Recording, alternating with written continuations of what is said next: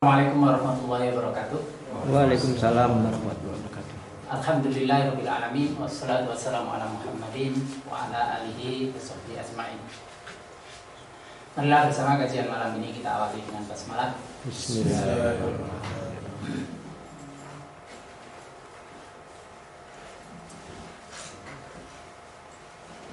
Melanjutkan bahasan yang lalu tentang iman, hijrah dan jihad.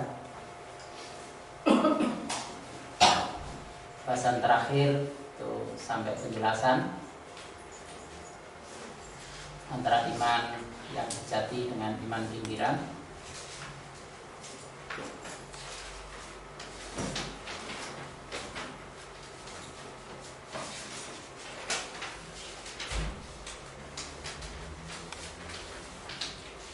Dan iman itu sebagai langkah awal untuk mengemban misi risalah baik secara pribadi maupun bersama. Maka awal untuk beraktivitas yang terbit dari hati yang dalam proses pelaksanaannya itu senantiasa diiringi dengan kesabaran. Maka akan ditunjukkan dengan perbuatan yang sigap cepat laksana kilat dalam rangka taat kepada Allah dan mencintai. Yang dalam proses itu akan mengalami susah payah. Memang sudah kodratnya manusia seperti itu, tapi semuanya itu diarahkan pada kemanfaatan. Dan itu sangat berat karena apa yang dilakukan itu adalah dalam rangka memerdekakan, terutama memerdekakan diri dari perbudakan. Apa? Karena diri selama ini sesungguhnya diperbudak oleh nafsu, sehingga menjadi tidak bebas.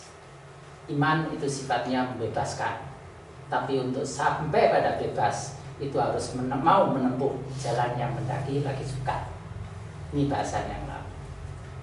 Jalan mendaki lagi sukar itu yang pertama-tama adalah membebaskan perbudakan.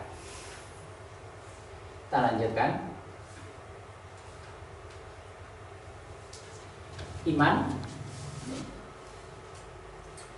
Jadi 50 ini sama dengan 5 13. 5 kali 13 sama dengan 65.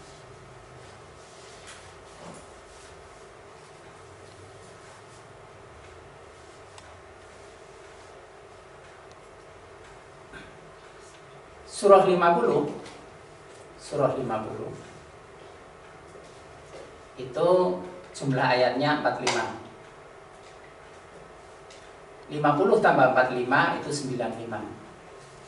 95 itu adalah kata al-insan.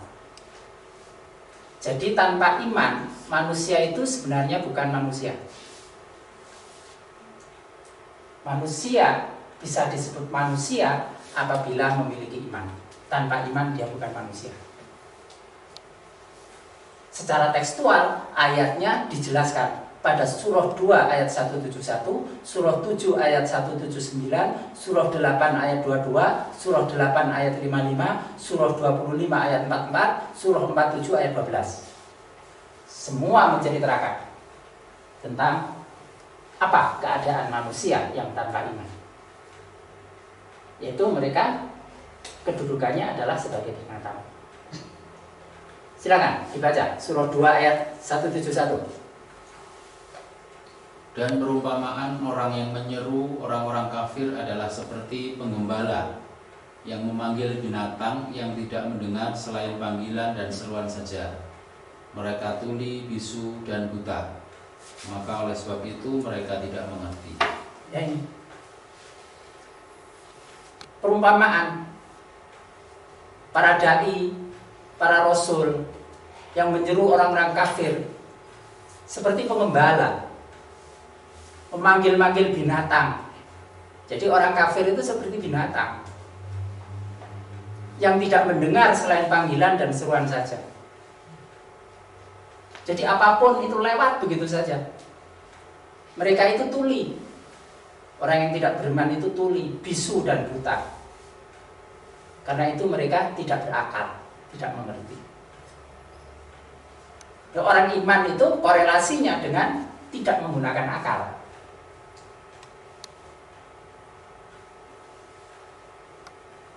Padahal orang-orang jahiliyah waktu itu sangat pandai membuat karya sastra. Tapi ketika menolak kebenaran, maka sesungguhnya mereka tidak berakal. Karena itu orang yang menolak keimanan, yang menentang, bapaknya dianggap dijuluki Abu Jahal. Bapaknya orang goblok.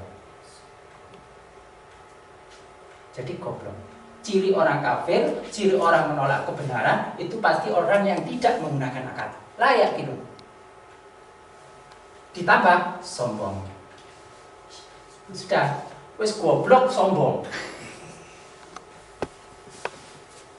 Dia merasa bangga dengan apa yang ada pada pikirannya, dengan logika-logikanya. Selama itu dia hanya menggunakan logika-logika pribadi. Itu yang dikatakan dia mengilahkan, menuhankan hawa nafsunya sendiri. Kesombongannya di situ. Dia cukup dengan ilah dirinya. Itu namanya diri telah diperbudak oleh nafsunya. Itu yang harus dimerdekakan. Iman itu sifatnya memerdekakan. Itu surah 2 ayat 171. Silakan, surah 7 ayat 179. Dan sesungguhnya kami jadikan untuk isi neraka jahanam kebanyakan dari jin dan manusia. Mereka mempunyai hati tetapi tidak dipergunakannya untuk memahami ayat-ayat Allah. Dan mereka mempunyai mata tetapi tidak dipergunakannya untuk melihat tanda-tanda kekuasaan Allah. Dan mereka mempunyai telinga tetapi tidak dipergunakannya untuk mendengar ayat-ayat Allah. Mereka itu sebagai binatang ternak, bahkan mereka lebih sesat lagi. Mereka itulah orang-orang yang lalai.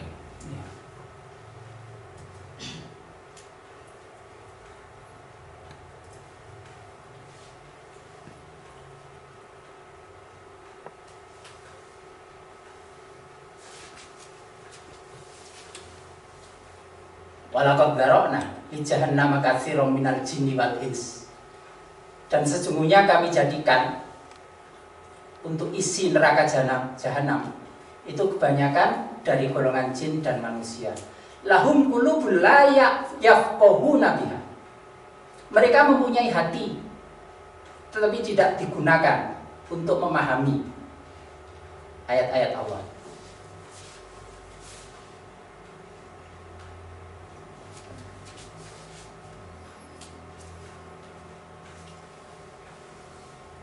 Lahum ayunun, mereka mempunyai mata tetapi tidak dipergunakan untuk melihat. La yubsiruna biha, untuk melihat tanda-tanda kekuasaan Allah. Walahum adhanun, mereka mempunyai telinga.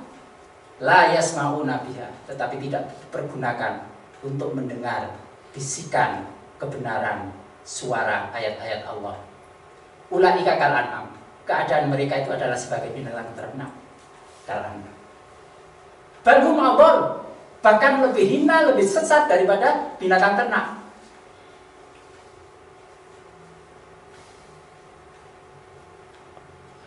Ya, gimana? Tidak seperti binatang ternak. Kalau isinya binatang ternak itu isinya apa? Hidupnya itu hanya 4 aja. Makan, tidur, nelek, seks. Sudah. Nggak lebih dari itu. Ya itu 4 itu aja, berputar tiap hari itu aja. Apa mana bedes? Nah, itu yang lebih sesat dari binatang ternak. Mangan kalau ngoceh. Dan makanya digigit sedikit buang, gigit sedikit buang. Ini penuh, disimpan di sini masih makan. Jadi nggak ditelan tapi di sini disimpan di sini. Pedes ini. Itu yang lebih sesat dari binatang ternak. Lebih sesat dari binatang ternak.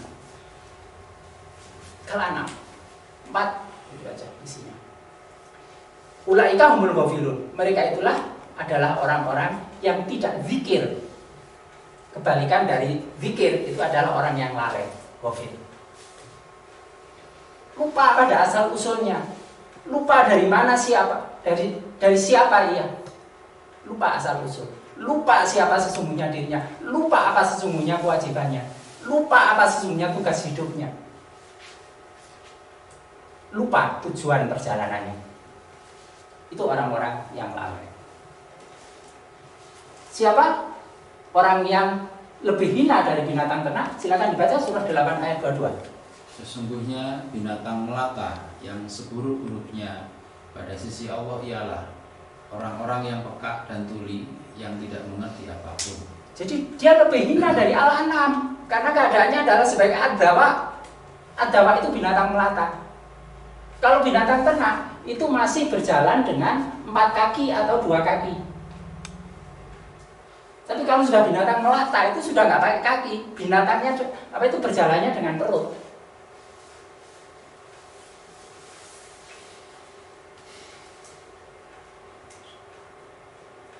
Keadaan kepala, perut, bokong, ekor sama sejajar. Binatang ternak sudah nggak punya akal sama sekali, sedikit pun sudah nggak ada. Dia sebagai dawak, binatang melata. Dan semakin peka dan tuli dan tidak mengerti apapun. Einstein itu masuk di sini loh. Ya, yang dibangga-banggakan itu, yang dijadikan nabinya orang kampus, itu masuk di sini. Karena ukurannya tidak beriman itu. Nah, dia pinternya itu apa? Pakai logika saja. Tidak memahami akal, yang sesungguhnya akal itu keberadaannya di hati. Jadi berpikir logik dengan berpikir akliyah itu sesuatu yang beda. Karena berpikir akliyah itu menyatukan antara pandangan yang dohir dengan pandangan yang goib. Tapi kalau logik itu hanya yang empirik.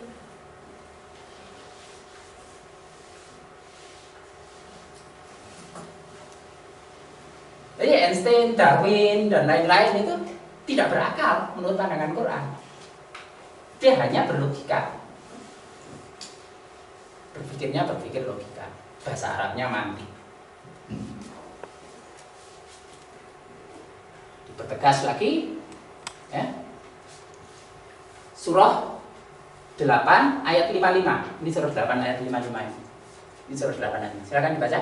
Sesungguhnya binatang melata yang paling buruk di sisi Allah ialah orang-orang yang kafir, karena mereka itu tidak beriman. Ya, tidak beriman itu adalah setingkat binatang melata dalam pandangan Allah.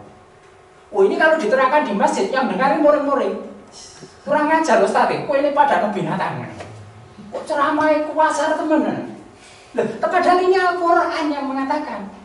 Kalau Ustaz atau mubalik membawakan ini itu bukan ngarang.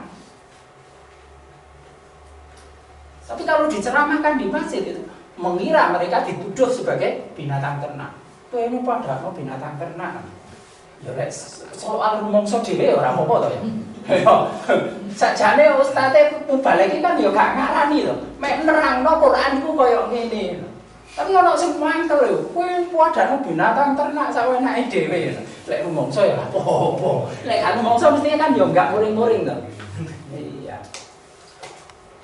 Al-Quran tegas dan berulang-ulang nih. Artinya dengan berulang itu menunjukkan kasus seperti ini sangat banyak. Kasus seperti ini banyak tidak difahami.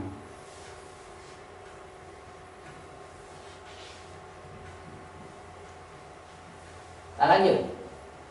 Surah 25 ayat 44. Silakan dibaca. Atau apakah kamu mengira bahwa kebanyakan mereka itu mendengar atau memahami? Mereka itu tidak lain hanyalah seperti binatang ternak. Bahkan mereka lebih sesat jalannya dari binatang ternak itu. Ya. Kebanyakan. Jadi yang paling banyak itu keadaannya seperti ini. Atau apakah kamu mengira bahwa kebanyakan mereka itu mendengar atau memahami?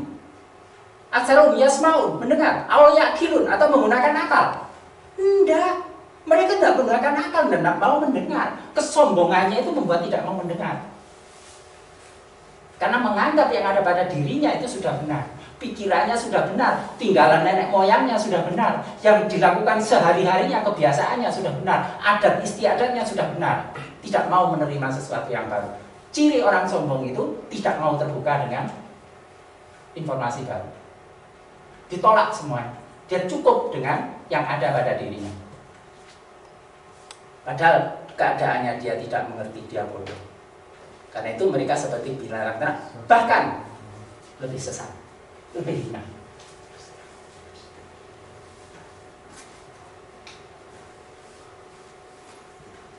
Ini surah berapa tadi? Belum ditulis. Nah, 47 ayat 12. 47 ayat 12. Surah 25 ayat 44, terus 47 ayat 12. Silakan dibaca. Sesungguhnya Allah memasukkan orang-orang beriman dan mengerjakan amal soleh ke dalam surga yang mengalir di bawahnya sungai-sungai, dan orang-orang kafir itu bersenang-senang di dunia, dan mereka makan seperti makannya binatang-binatang, dan neraka adalah tempat tinggal mereka. Kalau dulu secara letterlet orang-orang tua dulu selalu melarang anaknya makan sambil tiduran, karena itu cara binatang makan. Makan kalau turu sapi ya, itu kalau orang dulu. Tapi si Allah masukkan orang-orang yang beriman dan mengerjakan amal soleh ke dalam surga yang mengalir di bawahnya sungai-sungai. Ini perumpamaan. Ini perumpamaan. Terus ojo menggoleki apa iku sungene kaya apa. Jadi di surah 13 ini dikatakan sebagai perumpamaan. Perumpamaan surga itu adalah yang di bawahnya mengalir sungai-sungai. Pada daerah yang gersang, tandus, sungai itu memang menjadi kebutuhan pokok. Kesegaran itu didapatkan kalau mendapatkan sungai. Air itu kebutuhan pokok. Perang itu bisa terjadi karena rebutan air. Orang tidak makan itu masih bisa bertahan. Apa itu? Orang tidak makan itu masih tidak apa-apa. Orang masih bisa hidup 40 hari tidak makan. Tapi kalau sudah air, mengalami dehidrasi 2 hari tidak ada air yang masuk, kira-kira gimana Pak Dokter? Sehari dehidrasi aja sudah kram-kram. Ya. Saya Senin yang lalu itu kan ngurus-ngurus itu sampai 11 kali itu. Berapa kali kram. Setelah saya cek, oh ternyata dehidrasi itu. Akibat dehidrasi.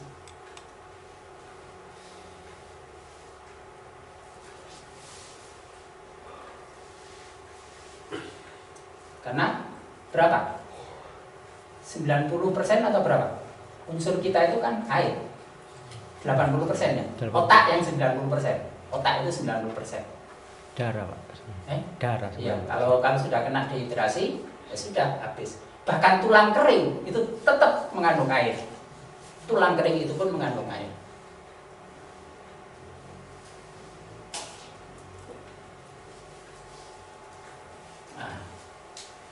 Air untuk daerah gersang, sungai itu sesuatu yang sangat berharga.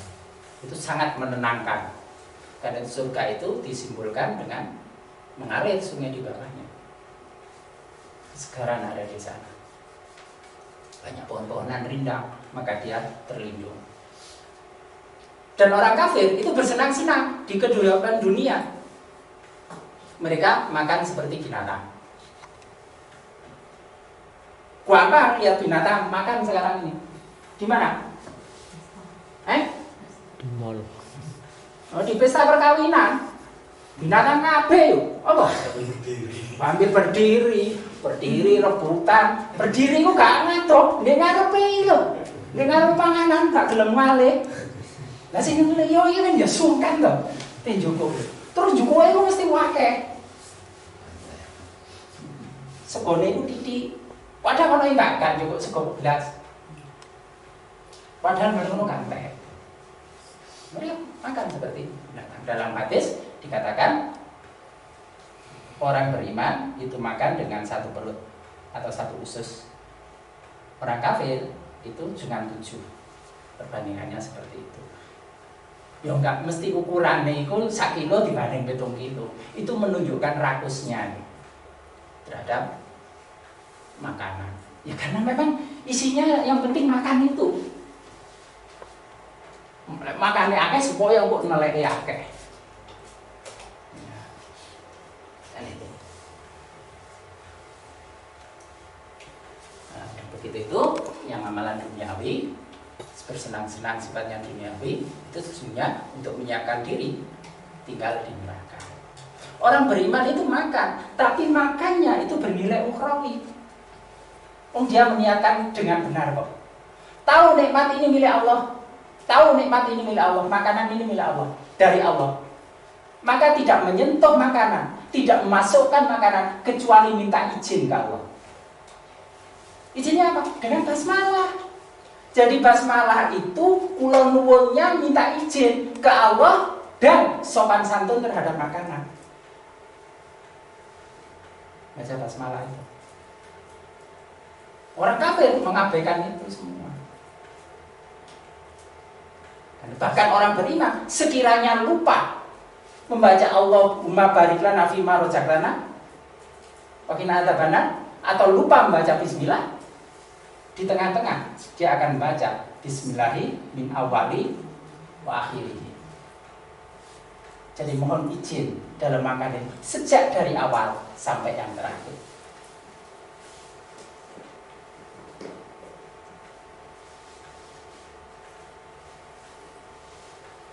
Semua perbuatan yang tidak diawali oleh bismillah maka terpotong.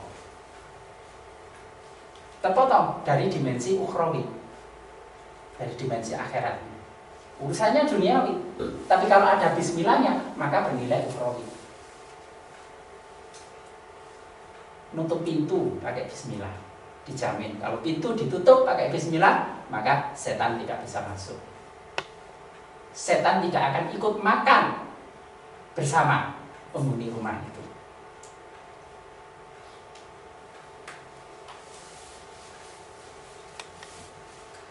Nah, kalau tidak, makanan yang akan kita ambil itu dijilati dulu, baru kita makan. Itu kalau kita membiarkan setan masuk ke dalam rumah kita. Karena apa? Karena kita tidak mau membaca bismillah ketika menutup pintu. Hadisnya begitu. Sederhana amalan ini.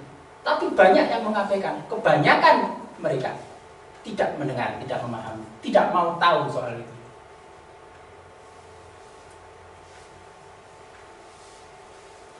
Karena tidak mau memahami, tidak mengerti, tidak mau tahu. Ya. Maka terputus dari dimensi ukhrawinya. Dia hanya dunia saja. Urusannya semuanya adalah serba dunia. Terputus dimensi akhiratnya. Dunia ini gandengannya dengan 45, cermin 45 itu 54. 54 itu satona. Satona itu setan. Bentuk kata setan. Satona itu artinya menyimpang. Jadi dia berada pada jalan yang menyimpang. Manusia beriman itu pada siratal mustaqim. Nanti ada ayatnya. Tapi yang tidak beriman itu urusannya mesti hanya dunia saja. Yang dipikirkan hanya dunia. Sama-sama kerja, beda antara orang kafir dengan orang beriman. Orang kafir bekerja itu untuk mengumpulkan dunia, untuk mengumpulkan harta. Tapi orang beriman mendapatkan harta untuk infak, sanggup kehidupan di akhiratnya. Beda.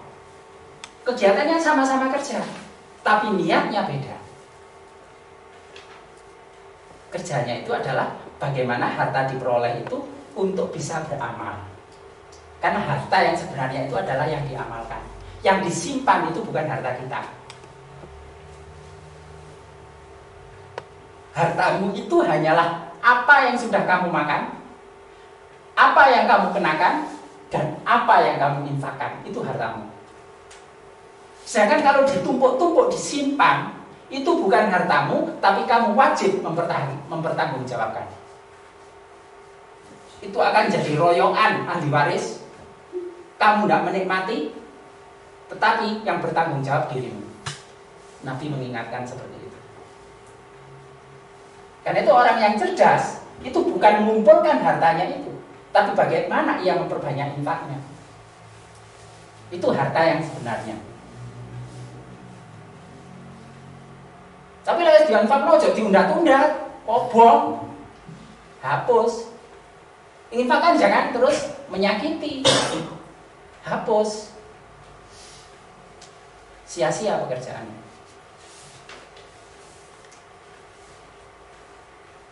Karena itu yang dipikirkan itu bagaimana saya bisa berbuat lebih banyak, bagaimana saya bisa berbuat lebih baik untuk kemanfaatan yang di atas bahasan yang lalu. Karena orang mukmin itu keberadaannya adalah bermanfaat untuk dirinya dan bermanfaat untuk sekitarnya. Itu yang namanya rahmatan lil alamin. Nabi pencaran rahmatannya itu wilayah yang sangat luas, rahmatan lil alamin. Nah, kita itu ya menjadi penyebar rahmat itu seberapa luas, itu tergantung amalan kita, tergantung amalan kita.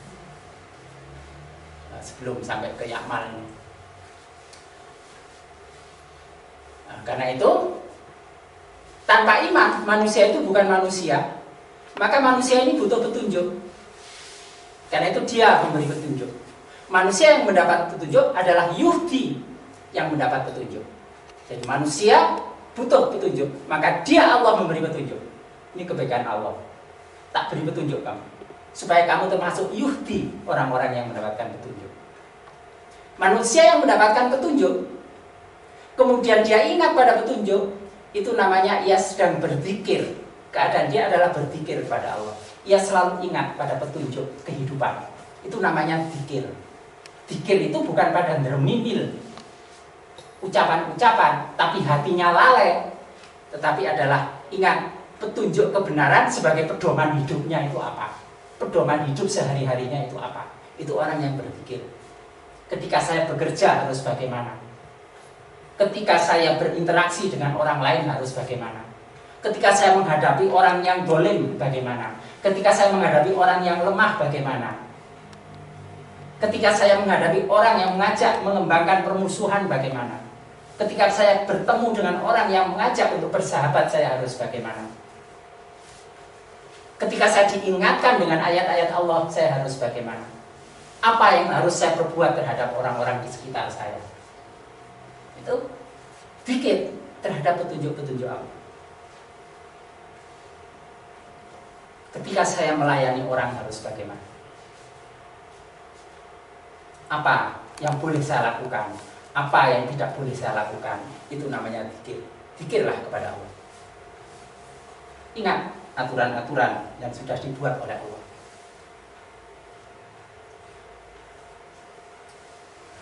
Karena sesungguhnya petunjuk itu adalah sebagai cahaya. Petunjuk itu sebagai cahaya. Sifatnya menerangi. Sifatnya menerangi. Nah, kita baca surah 42 ayat 52.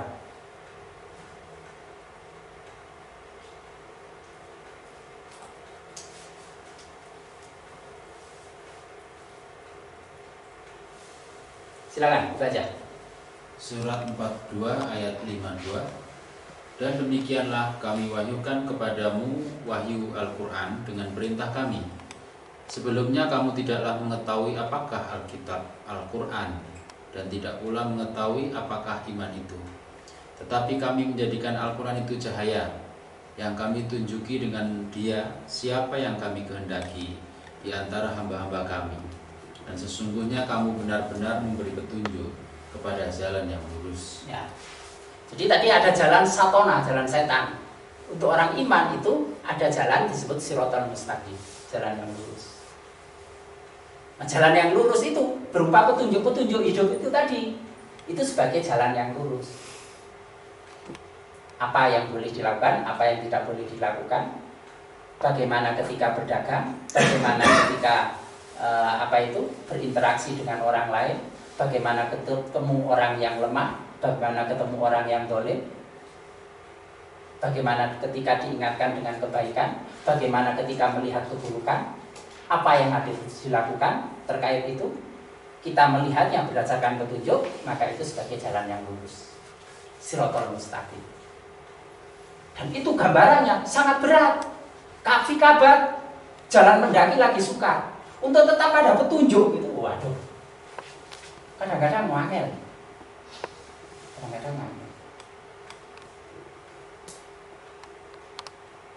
Ada cerita tentang konflik nilai. Diceritakan ada seseorang yang istrinya sakit. Sejenis kanker stadium berapa? Menurut analisis dokter, dengan penyebaran ini sudah akan menutup paru-parunya dalam waktu 1 bulan, sudah tidak akan tertolong. Dipastikan meninggal kalau saluran pernapasan, jantung, semuanya sudah tertutup, tidak berfungsi. Kemudian ternyata ada apoteker yang mengembangkan obat yang bisa membantu untuk menghambat penyebaran jenis kanker ini. Dari penelitian, dia membutuhkan biaya 2 juta. Untuk penelitiannya butuh biaya 2 juta. Tapi ia menjual karena itu satu-satunya dan melalui proses yang lama, dijual 20 juta.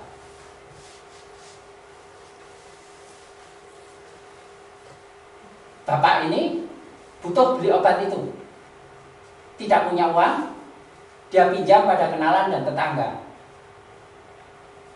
Tapi dia hanya dapat 10 juta.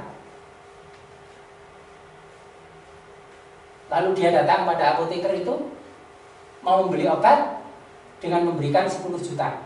Kalau 10 juta, itu hanya dapat separuh. Dan kalau separuh, tidak ada efek yang maksimal untuk bisa menghambat penyebaran akar dari penyakit itu. Dia minta, saya bayar 10 juta, tapi tetap berikan 1 paket itu, jangan separuh. Nanti selanjutnya akan saya cicil. Apoteker mengatakan tidak bisa, harus lunas saat itu. Ada uang 20 juta diberikan, tidak ada, tidak diberikan. Hanya 10 juta diberikan separuh, dan itu tidak ngefek ke arah penyembuhan. Terus apa? Tidak diberi obat, istrinya mati. Diberi obat, ada kemungkinan tertolong. Tetapi membeli obat tidak bisa. Mengikuti petunjuk itu gimana kira-kira? Mengambil jalan apa? Dalam kisah itu, akhirnya bapak ini bobol apotek. Obat itu dicuri, diberikan pada istrinya. Dia dalam petunjuk atau enggak? Ini kan berat ini. Jadi untuk mengamalkan petunjuk itu bisa berada pada situasi yang sangat berat. Dan Nabi sudah mengisyaratkan pada satu saat orang dalam petunjuk seperti menggenggam bara api. Tinggal tergantung tahan menggenggam bara api itu ataukah dilepaskan. Suatu saat gambarannya akan seperti itu.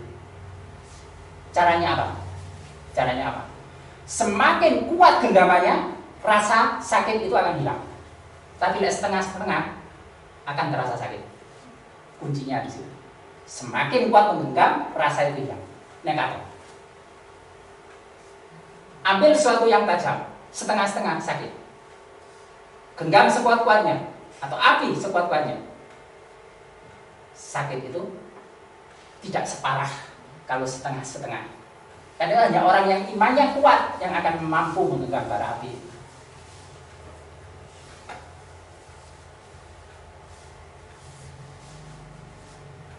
Meskipun terbakar, tetap digenggamnya.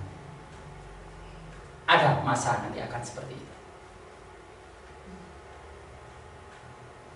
Coba, di antara sekumpulan polisi, yang lainnya itu suka memungut secara langsung teman-temannya itu.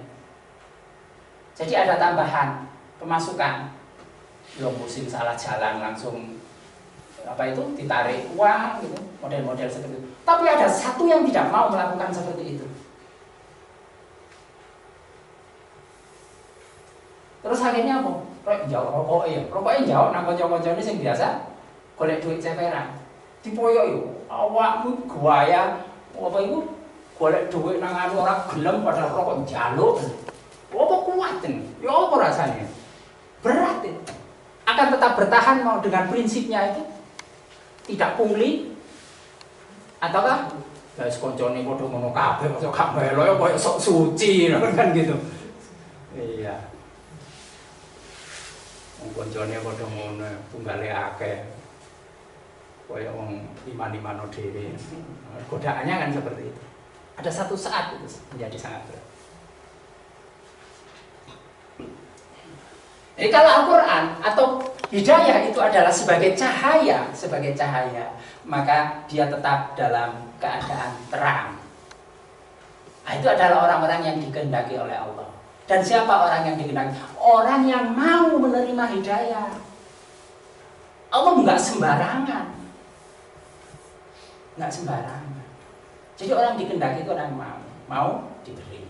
Kalau enggak, Allah tidak memaksa. Faman kana falyu'min, faman kana falyakfur. Lek gelem iman ya imano, lek enjene milih kafir ya kafir ora apa-apa. Walaupun Allah bisa memaksa, tapi Allah menghargai manusia dengan tidak memaksakan. Tapi semuanya diterangkan. Tapi lek gak gelem, iku akibatnya ngene lho ya. Keadaanmu jatuh sebagaimana binatang melata. Kamu lebih sesat daripada binatang ternak. Kamu lebih hina keadaanmu daripada. Dan binatang melata ini tempatnya bukan di surga, tempatnya itu di neraka. Ya kamu senang neraka ora apa-apa, wong itu kesenangan. Tapi kalau mau untuk mengikuti hidayah, maka kamu berada dalam petunjuk. Kamu berada pada cahaya ini. Kamu akan menjadi hamba-hamba. Dan kamu akan berada pada jalan yang lurus, siratal mustaqim.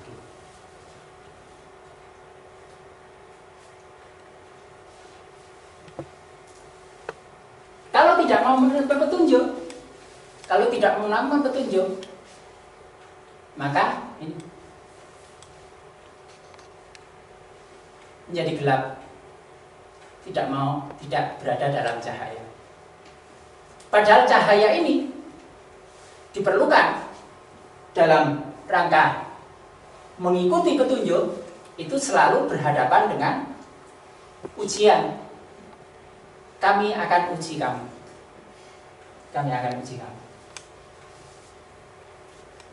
Yang ujian itu sifatnya akan menggoncangkan, menimbulkan goncangan-goncangan di hati. Ini Hamzah 29. Cerminnya 92 itu cahaya. Tapi meskipun ada goncangan, kalau berada pada cahaya, tidak dalam kegelapan, ia akan tetap berada pada siratal mustaqim. Tapi kalau sudah digoncangkan, tidak ada cahaya, jalan sesat yang akan dipilih. Coba, punya istri 1, anak 4, istrinya minggat, 4 anak sakit bareng, terus 2 mati bareng. Dirinya dipecat dari pekerjaan, mengalami goncangan berat. Dia tetap pada siratal mustaqim atau enggak? Itu tergantung pada sebaran banyak cahaya yang mengitari dia. Tapi kalau sudah enggak ada cahaya, gelap, ya seperti kasus itu tadi. Sudah, wong memang beli enggak bisa, cari utangan enggak bisa. Kalau enggak maka istri saya mati, ya dicuri aja Bapak. Pilihan gelap itu seperti itu. ketika dalam malam. Tapi kalau tidak gelap, apakah tidak ada jalan lain? Apakah tidak ada jalan lain? Al-Hasan pernah ditanya, siapa guru? Seluruh alam semesta itu adalah guruku. Aku belajar dari mereka. Tapi ada 3 guru utama.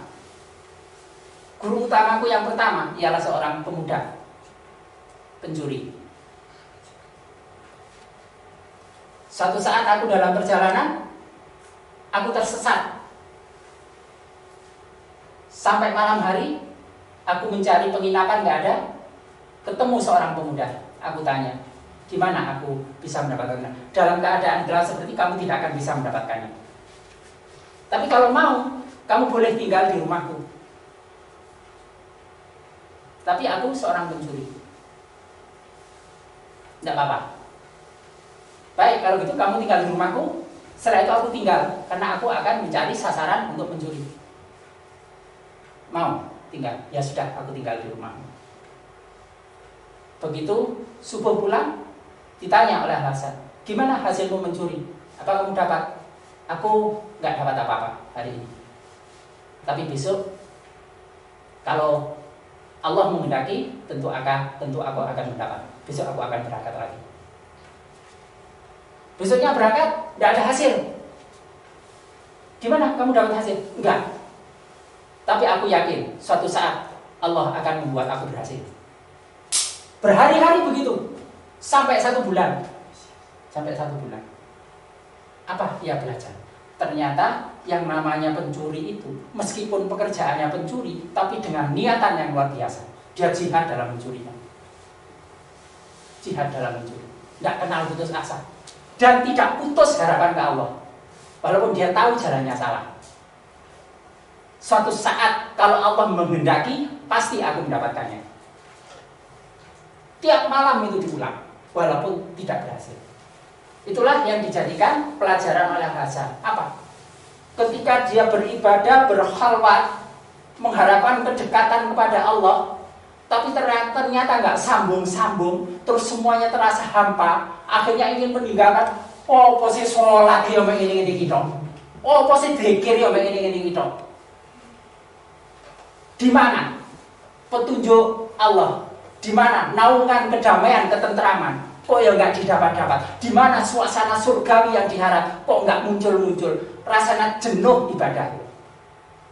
Sholat yang jengkang-jengking nggak jelas. Iya, tambah ibadah tambah goncangan. Biyen maksiat rezeki lancar, bareng tobat kok ya malah seret. Lah itu ada WA baru masuk itu. Kenapa Pak? Saya dulu itu tidak ada masalah. Sekarang setelah nyoba dekat pada Allah kok malah cobaan bermacam-macam. Masuk di WA barusan. Tak ngono saya tadi orang kafir kan. Enak balik zaman biyen luwih bebas itu. Iya. Nabi goncangan itu, maka dia akan selamat kalau dengan berada pada cahaya petunjuk Allah. Dia berzikir, tetap berzikir. Dan dengan itu akan ditunjukkan dia tidak pernah berhenti beramal. Kami beramal, ya Mak. Nama.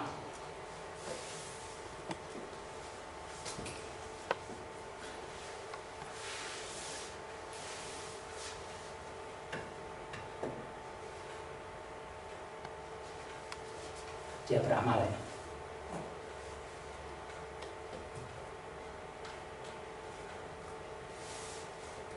Karena ini dari domir 2, bukan amal. Amala 65 tambah 30 95. Dia beramal. Dia tetap beramal seperti cerita Hasan tadi. Hanya itu kasus pencuri. Pencuri saja bisa punya prinsip, keyakinan, harapan ke Allah yang tinggi. Dia tetap konsisten untuk mengulang, tidak pernah berhenti berusaha. Pantaskah orang beriman putus asa dalam usaha? Itu pelajaran yang diberikan oleh Hasan. Berguru pada seorang pencuri. dia tetap beramal. Amal tidak selalu membayangkan yang besar-besar.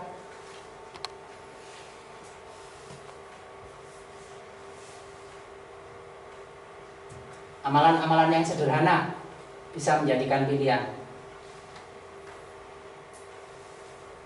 Karena cabang iman itu sangat banyak. Salah satunya itu adalah menyingkirkan sesuatu yang mengganggu di jalan. Ini yang saya tunjukkan yang lalu. Saya amal yang banyak-banyak itu nggak bisa.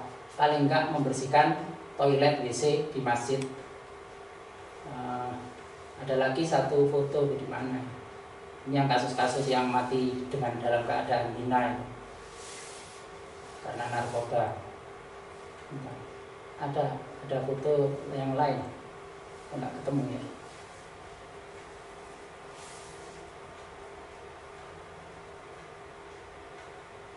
Ini saya foto. Sederhana saja. Di toilet WC itu kadang-kadang kan grendelnya itu rusak. Sudah copot. Kadang-kadang ada yang memakai ballpoint yang sudah nggak kambuh. Kadang-kadang ada pakai kawat, tapi cepat hilang.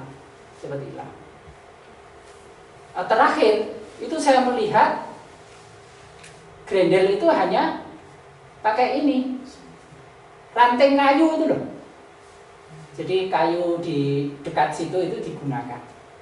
Betapa orang tidak perhatian terhadap ini. Ya mungkin takmir tidak menyediakan dana untuk itu, tapi mestinya jamaah yang mau peduli itu kan bisa saja. Saya beramal apa?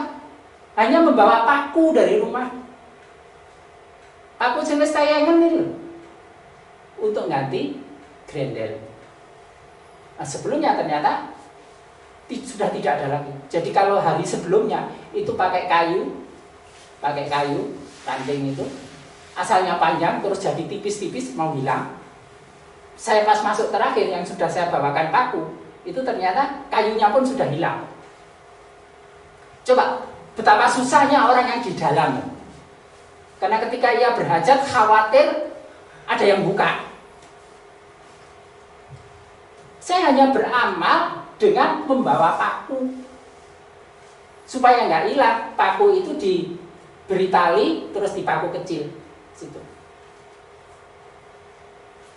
Kenapa amal kecil seperti itu dilakukan? Karena kita tidak tahu amal kita yang diterima itu yang mana.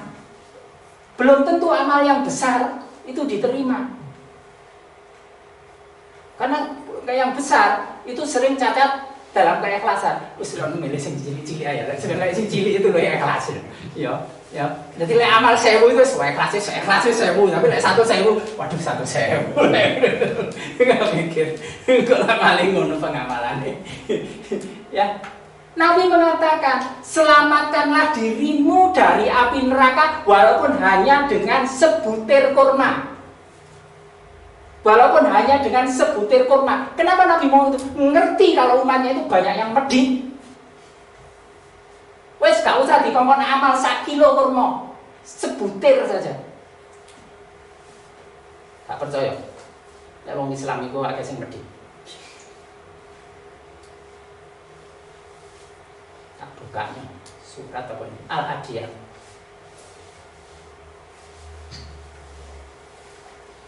Ayat 8. Wa innahu li hubbil khairi lasyadid. Dan sesungguhnya dia sangat bakhil karena cintanya kepada harta.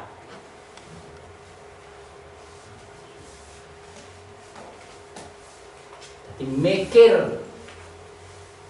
mikir, khawatir Nabi itu mikir, disuruh infak sebanyak 1 kilo kurma, sak butir untuk menyelamatkan kamu dari api neraka. Enggak jauh 1 kintal, enggak jauh 1 kilo, diminta hanya sebutir kurma.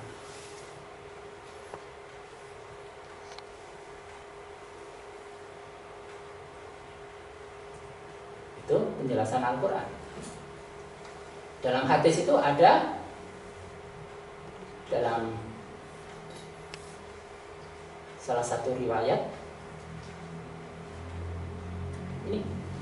Wa amal muhlikat.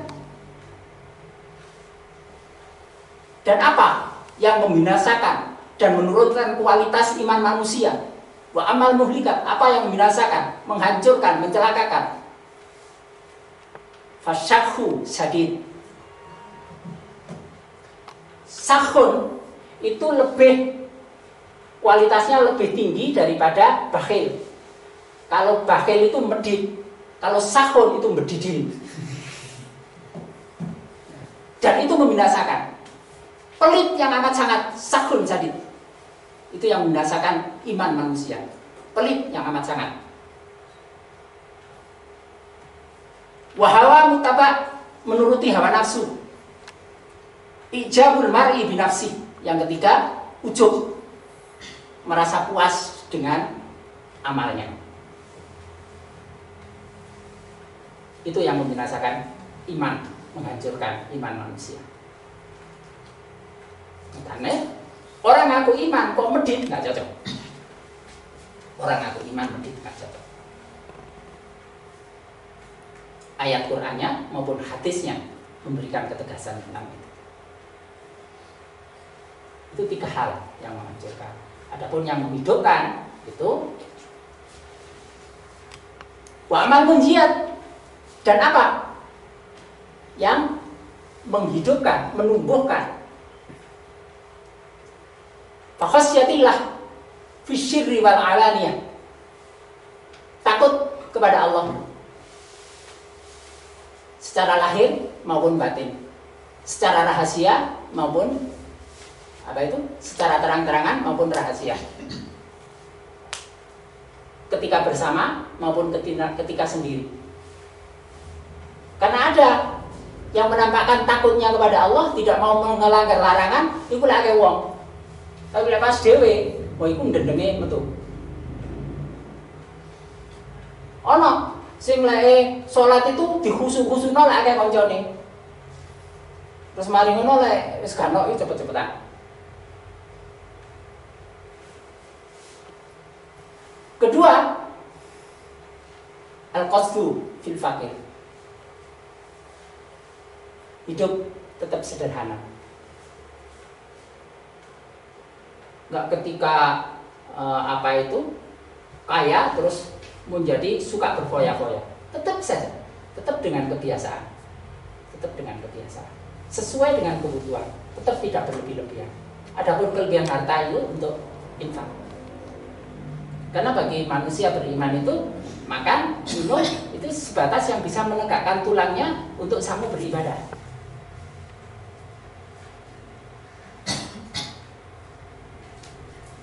Jadi tetap menjaga kebiasaan kesederhanaan sesuai dengan sehari-harinya, tidak terpengaruh dengan banyaknya harta. Kan beda kalau perlakuan orang jahat itu, begitu dapat uang yang banyak dari cara yang jahat, larinya kemana? Ya, mesti untuk foya-foya. Polisi itu sudah hafal. Jadi kalau baru ada perampokan di sana, terus siapa pelakunya? Mesti polisi nggak akan mencari ke masjid atau madrasah atau panti asuhan. Nggak. Mesti daerah sana, daerah lokalisasi, daerah tempat pub, dansa apa. Mesti ke sana. Karena uang yang didapat itu mesti untuk foya-foya. Jadi kalau biasanya makannya itu ya biasa 1 piring, sekarang butuh 7 piring, yang lainnya untuk sampai dibuang-buang untuk apa itu. Nah, iman itu akan terjaga kalau tetap menjaga kesederhanaan dalam memenuhi kebutuhan, walaupun harta yang dimiliki melimpah, tetap pada porsi yang tidak berlebihan, tidak ada yang dimubadirkan. Adapun kelebihan harta itu untuk ditambahkan untuk tabungan di akhiratnya dengan diinfakkan. Dan ketiga, berlaku adil, baik dalam keadaan longgar maupun keadaan marah. Berlaku adil. Ini dari al-qasdu fil faqir wal ghina. dalam keadaan melarat ataupun berlebihan harta, itu tetap nggak tampak perubahannya mencolok gitu loh. Melakukannya ya biasa aja, gak boleh lepas rotok melarat, rotok nondo terus mari ngono lek wis rugi itu penendengan, enggak ngono itu. Tetap biasa. Jadi enggak tampak dia ini sedang keadaan jatuh atau sedang keadaan jaya itu. Ya wis ngono itu penampilannya. Ya wis begitu itu sehari-harinya. Ya sebegitu makan minumnya. Itu yang al-qasdu fil fakir wal ghina. Terus wal adlu fil ridha wal ghadab. Tetap berlaku adil. Baik dalam keadaan senang, ridho, maupun dalam keadaan tidak suka, marah. Dalam keadaan senang, mohon adil itu gampang. Tapi dalam keadaan marah, emosi terganggu, mohon adil, wangel. Tapi ternyata orang iman itu tetap adil. Baik menghadapi orang yang disukai, maupun tidak orang yang tidak disukai. Bahkan adil terhadap orang kafir. Terhadap orang kafir pun orang beriman itu tetap adil, berlaku adil. Sesuai dengan porsi kekafirannya. Kalau urusan dunia ya dipenuhi, nggak pakai dicurangi. Nah itu malah orang yang prinsip harta bapakmu itu tetap halal. Kalau dia tetap nggak masuk golongan kita, tidak baiat pada kita karena dia termasuk orang kafir, hartanya halal. Ada yang begitu. Adil. Punya hutang pada orang kafir, meskipun orang kafir, ya disaur. Itu bagian dari keadilan. Karena ini urusan duniawi. Nabi juga menggadaikan pakaiannya pada Yahudi, ya, berurusan dengan Yahudi untuk urusan itu ya, secara adil. Kalau berdagang, ya sesuai apa adanya. 1 kilo ya diberikan 1 kilo, tetap adil. Hutangnya dibayar. Tetap adil. Dan juga ketika dalam keadaan marah, tidak suka, tetap berlaku adil. Baik itu keluarga maupun bukan keluarga, orang yang disukai atau tidak disukai, tetap berlaku adil. Tidak membeda-bedakan, tidak tebang pilih.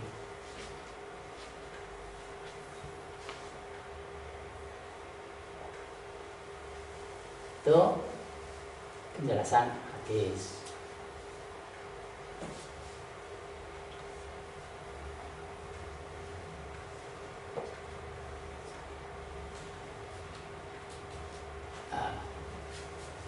Ini kembali tadi, kalau tidak menerima petunjuk, amalnya akan sembarangan, maka dia masuk pada gelap. Cirinya orang dalam gelapan banyak haluan. Wakeh sambate. Jadi wong akeh sambat itu contohnya gelap, makanya gak usah sambat. Saya gak ketok peteng. Meneng ae. Karena itu Nabi Yakub mengatakan, aku hanya mengadukan masalahku ke Allah. Itu pendirian Nabi Yakub. Sedih, ditinggal. 2 anaknya hilang. Tapi di mana? Aku hanya mau dengan Allah. Pertama, Yusuf bilang, banyak menangis sampai matanya hanya kelihatan yang putih saja.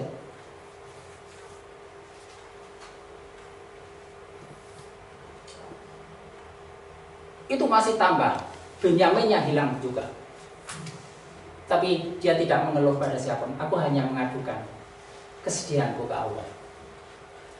Kalau sudah banyak mengeluh, berkeluh kesah, nanti kosiat, hatinya itu akan keras membatu. Hatinya akan keras membatu. Karena orang berkeluh kesah, itu arahnya mesti nyalakan Allah. Sajane awake kurang ngopo sih. Kok ya digawe ngene karo Allah. Ya masih dikei penyakit ini. Ya ora ya wong liya sing dikei kok ya aku lho sing oleh. Nek ngalami hidup sulit, rezeki seret itu. Yo kaya dipasno yang aku. Lah jadi kabeh itu ditakdirno Allah, kabeh jatahe dibagi ana sing dilebihno, ana sing dikurangi. Sing dikurangi lho kaya pas dipasno orang aku ngono. Ya kalau kesae ngene. Keluh kesah. Keluh kesah begitu nyalakan Allah itu membuat hati menjadi keras membatu. Hati yang keras membatu itu adalah orang dolimi, orang yang mendolimi diri sendiri. Maka dia masuk pada kelompok al-mufsidu, perusak.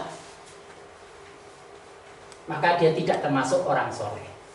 Jadi amalnya bukan amal soleh. Karena amal mufsidun, amal yang bersifat merusak.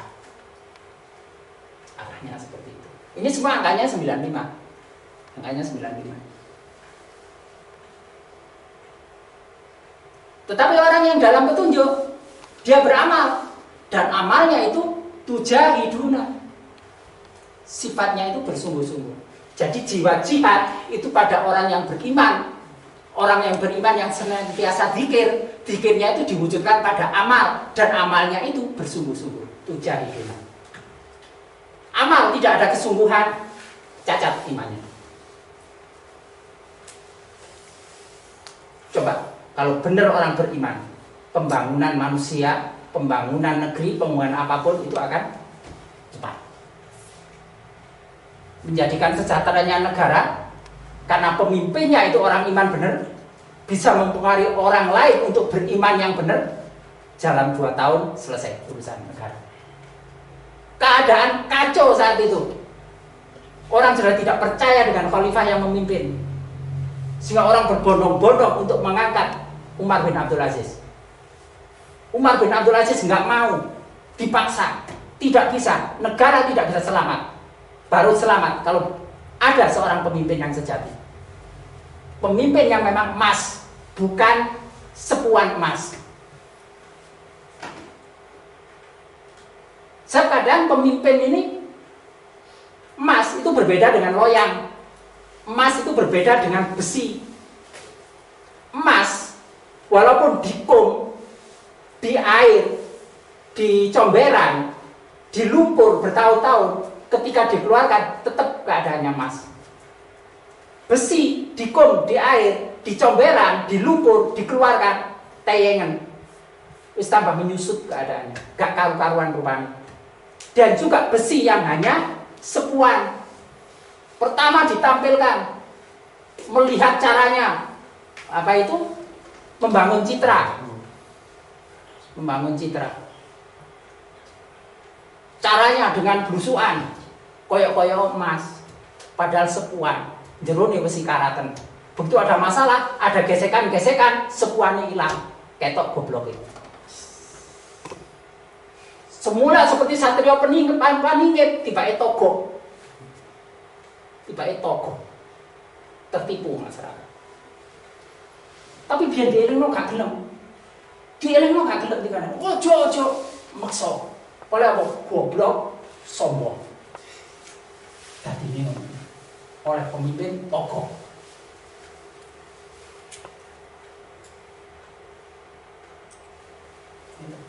Tampak emas.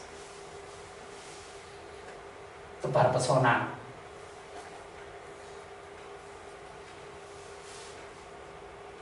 Pencitraan, jaim. Itu aja. Tapi itu ada masalah, ketok memeti.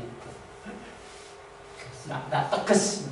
Tegese kowe gak wis ketara, kelihatan. Gak tegese itu kelihatan. Ngomongnya tambah blekak-bleku. Critane togok itu. Karena itu 95 ini beramal dengan sungguh-sungguh ini, dengan jihad. 95 itu atin, maka sifatnya seperti buah tin yang sangat mulia, utama, tanaman yang sangat mulia. Minyaknya itu sudah bisa bercahaya walaupun tidak tersentuh api. Buah utama. Keadaannya tidak akan menjadi orang utama. Orang beriman itu orang utama, layaknya buah tin. Nah, buah tin itu dalam kehidupan ialah 95. Buah atin itu jumlah ayatnya 8. Jumlahnya menjadi 103. Surah 103 surah Al-Asr. Mana ini pedoman pokok bagi orang beriman. Ciri karakter kehidupan orang beriman itu adalah surah Al-Asr. Betapa padatnya Al-Asr itu, sehingga Imam Syafi'i itu pernah berkata, Sekiranya Al-Quran, surah-surah yang lain itu dibuang, ya, polai wong-wong Islam itu ya ora gelem maca. Wis gak usah dikai Al-Quran penuh. Saya gak tahu diwaca 114 surat. Gak usah dikai sak juz. Ora tahu tutup ngaji sak juz. Ora usah dikai sabihis. Kedawan ngantuk angop-angop lek salat dikai sabihis. Cukup Al-Asri saja. Cukup Al-Asri saja. Jadi semua surat itu dibuang. Tinggalkan surat Al-Asri saja. Itu untuk pedoman hidup orang, itu sudah memadai. Kalau semua orang mengamalkan apa yang ada di sini, diingatkan, innal insana wal asri, demi masa, demi waktu, dari waktu ke waktu, sepanjang masa, tidak ada batasannya, kapanpun, dan bagi siapapun. Manusia itu dalam kerugian. Tidak ada manusia yang tidak dalam kerugian, kecuali dia adalah orang yang beriman, mengerjakan amal soleh dengan penuh jihad tadi, lalu dia menasihati di antara mereka untuk mentaati kebenaran, dan di antara mereka menasihati supaya menetapi kesabaran. Cukup sudah. Kedamaian, ketentraman kehidupan di dunia itu sudah terbentuk.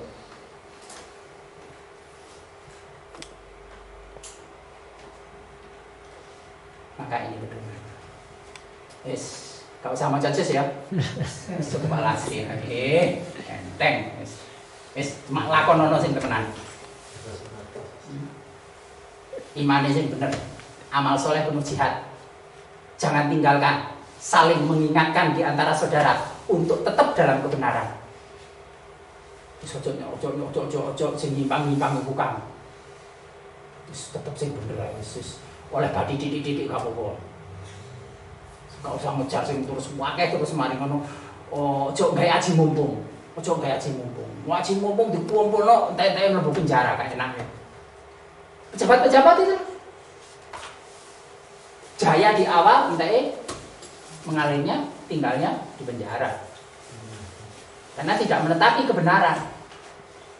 Dan di antara kita saling menatapi kesabaran. Ya, kalau mengalami kesulitan tetaplah bertahan. Ingat selalu zikir, berapa pada petunjuk supaya kita tetap tidak keluar dari rel sirotol mustaqim. Kadang-kadang nggak kuat tapi tetap sabar aja lah. Soal banyak cobaan, ya itu sudah jalannya orang beriman itu. Itu sudah jalannya orang beriman akan menempuh cobaan-cobaan. Tapi kenapa cobaan itu kok jarang berulang? Kok tetap cobaannya itu? Lek cobaan itu tetap pahit, iku atine durung lulus. Dikai soal tingkat 1, dikaitno jawabannya salah. Masa langsung ditingkatno soal tingkat 2? Mesti dibaleni tingkat 1. Diremedi terus dites ulang. Bisa gak lulus, diremedi meneh, dites ulang. Bisa mengambil pelajaran dari cobaan pertama itu. Sebelum bisa mengambil pelajaran dari cobaan pertama, tidak akan disiapkan cobaan-cobaan. Masih tetap itu ada. Soal ujiannya tetap itu. Kalau sudah bisa mengambil pelajarannya, nanti diganti. Dan gantinya lebih berat. Makanya enak kan lulus. Ya, makanya enak kan lulus. Iya. Jadi tetap kelas 1 ya. Loh kenapa kamu kelas 1 terus? Lah gurunya seneng nang aku. Jadi gak diunggah-unggah no kelas ini. Iya.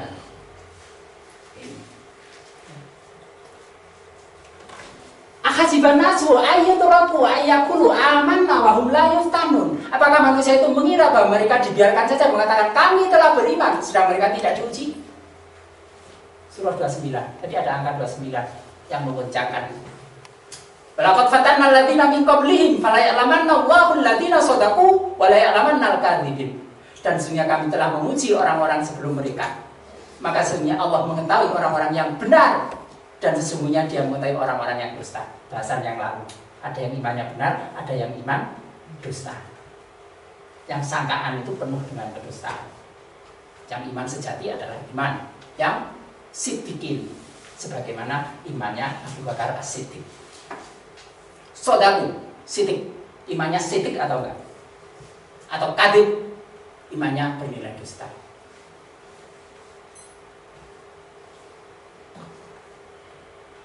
Jadi tidak lepas dari cobaan. Nah, itu saling mengingatkan untuk sabar menghadapi cobaan ini. Nah, itu inti Al-Asri. 4 hal itu dijaga, maka kedamaian kehidupan dunia, masyarakat yang marhamah itu sudah tercapai. Dan juga ini akan membawa kemenangan di negeri akhirat. Wis, balik, wis Al-Asri tok wis. Quran liane ditutup.